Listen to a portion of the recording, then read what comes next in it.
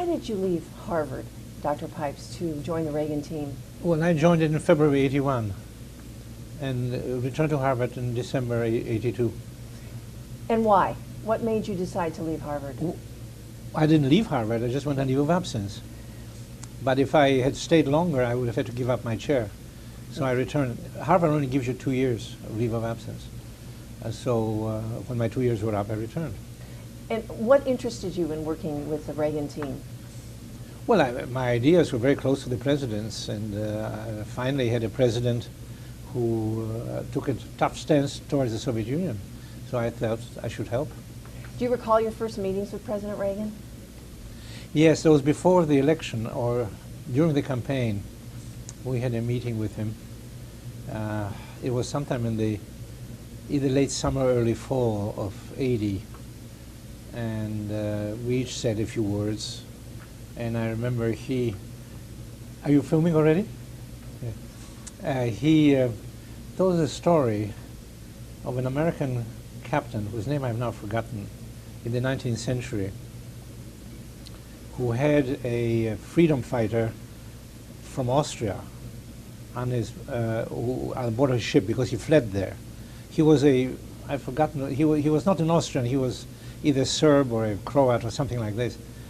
And the Austrians threatened to seize him. And the captain said, if you do that, we will shell your city. I think it was Chester. And they never came. And the president said, since then, there's always a ship named after this captain as a hero. And that's stuck in my memory. And then that was the first time I saw him physically. Yeah. And then after that, of course, I joined in February. The first year I didn't see very much of him because Richard Allen, who was the National Security Advisor, felt we should work through him. So we wrote memoranda, and I wrote a long memorandum called Ronald Reagan's Soviet Policy, which he submitted to him at the end of the year. And Reagan wrote on top of it, very sound. And then out of this came NSDD 75. So in this memo that you wrote, you defined that our objective is no longer to contain communism, but rather to defeat it. That's right, because containment was no longer a viable policy. When George Kennan defined the policy of containment, that was, what, 47, communism was confined to the Soviet Union and the Eastern Europe where they occupied.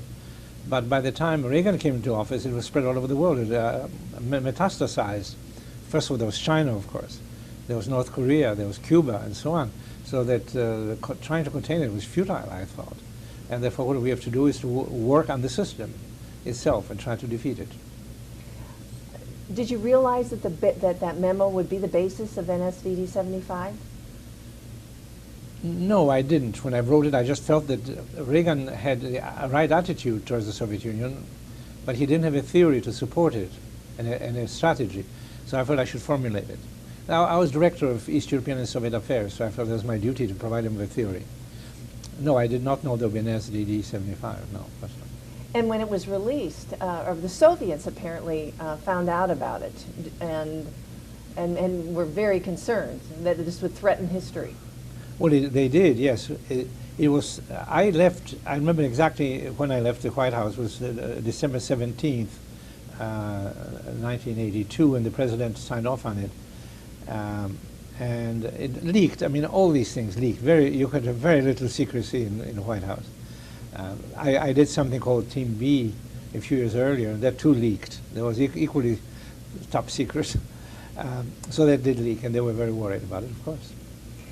I think that might be a good segue. I'll let you fellow. I could speak. I have a million questions, but the president was very impressed by the CIA's reports on the miserable shape of the Soviet economy. And I think that was probably the major reason why he thought the regime cannot survive. He quoted very often, you know, sometimes exaggeration. I mean, something saying they're eating rats and so on, slight exaggeration. But he had this notion, and that came from the CIA, that the economy is in very, very bad shape. So that definitely influenced him. What did not influence him very much were some of the NIEs, which indulged in a lot of mirror imaging, and that's where the Team B came in. He was impressed by Team B when it was in '76, late '76, before he became president. Namely, that the Russians, the argument of Team B was that the Soviet leadership does not share the mutual assured destruction doctrine, that they believe in fighting and winning a nuclear war. And that's, of course, been confirmed ever since in various ways. We now know for sure. And that did impress him. And that is why he wanted so much to build up America's military resources. So impressed with the reporting on the state of the Soviet economy, not so much on the strategic I think that's correct. What about the state of the related state of Soviet society, the societal problems that the Soviet Union was experiencing at the time? Well, there were reports which the CIA submitted. There was one particular report I remember, which made a very great impression on me, and I think probably on the whole White House. It was a KGB report on the condition of the Russian society, on the mood of the Russian society, and it is described as being very gloomy, very negative, very pessimistic.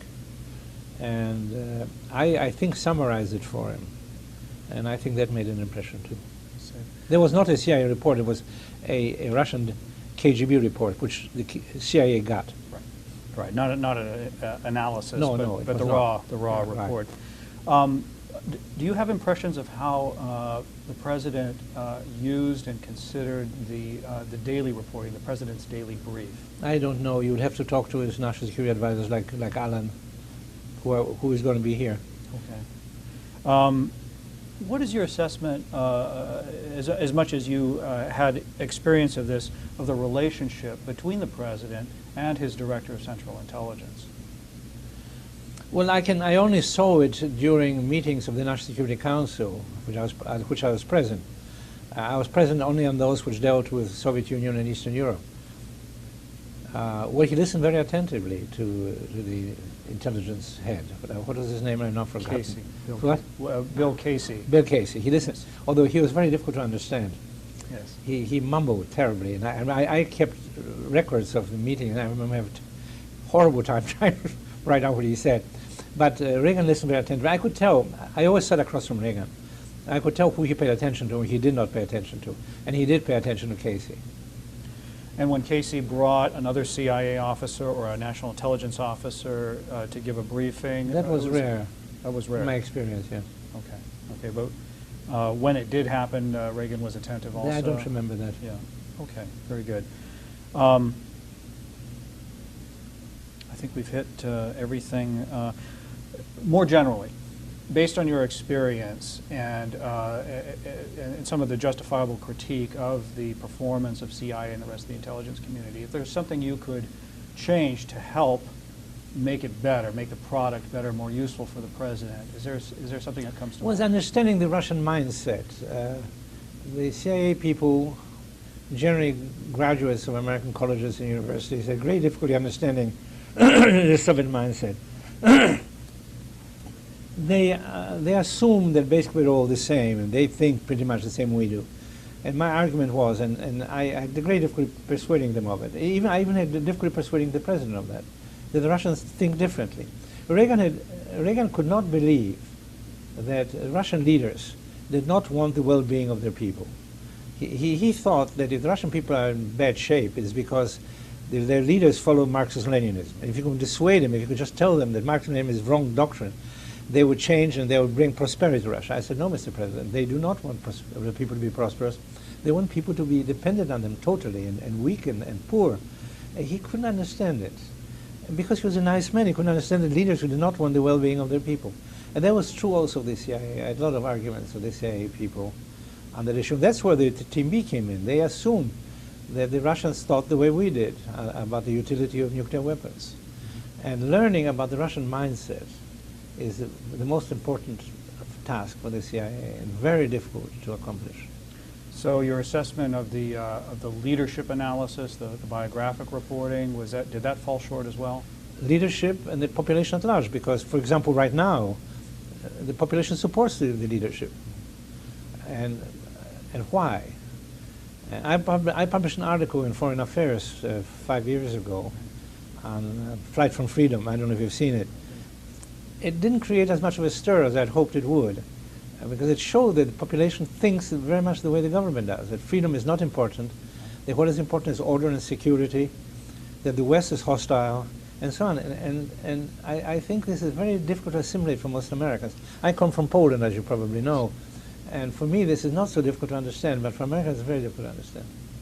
One of the ways that we produced, that we provided intelligence to the White House, and specifically to President Reagan, was every couple of months we would provide a film that we produced. Were you aware of the CIA films, and what was the impression? And I know that the President liked them very much, because he had very much a visual intelligence.